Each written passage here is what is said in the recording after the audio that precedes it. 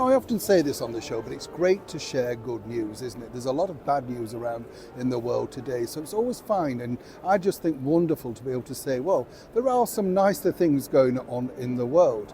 And when you think about it, we all look back at nostalgia with a great glint, don't we, and think, oh, they were better days. But of course, we don't always remember what the better days were like, because of course, you tend to wipe out the bad bits, am I right? That's the thing though, isn't it? But the good news is this, and I wanted to share it with you in case you've not seen it, because obviously this is very much a British thing. But as many people know, I'm a wonderful admirer of the great blue plaques. These are, of course, pasted up and down our wonderful country, all really recognising, people that have done something really tremendous, whether it be entertainment, discovered something, a voyager, a novelist, whatever, but some form of where you think, I didn't know that.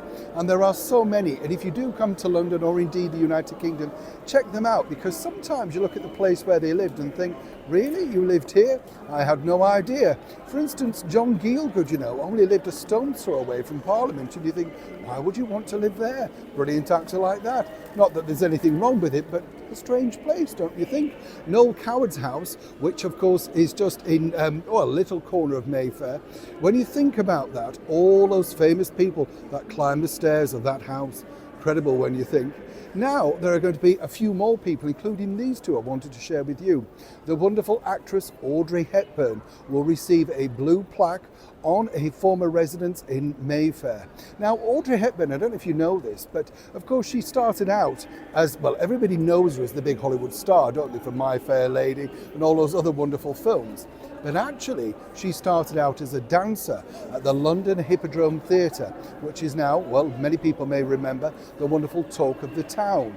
But that's really how she got a big break and was discovered, because, of course, her mother apparently wanted to push her a little bit, her family.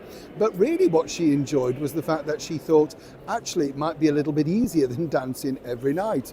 Certainly is twice nightly in the world of the variety theatre. But nonetheless, a great start, as I'm sure many people would agree. Now, the other person that I can tell you about that's getting a blue plaque is a man that's really vastly underrated, in my opinion. The 70s pop star, glitz glam guy, that was Marc Bolan. Who remembers Marc Bolan? I thought it was terrific, right?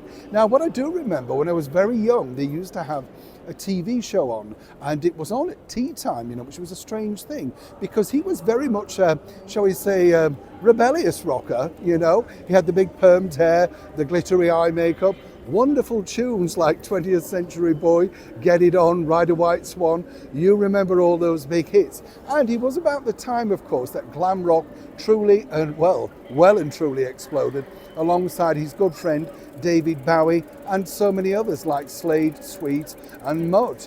But Marc Bolan's life was tragically cut short in a terrible car accident.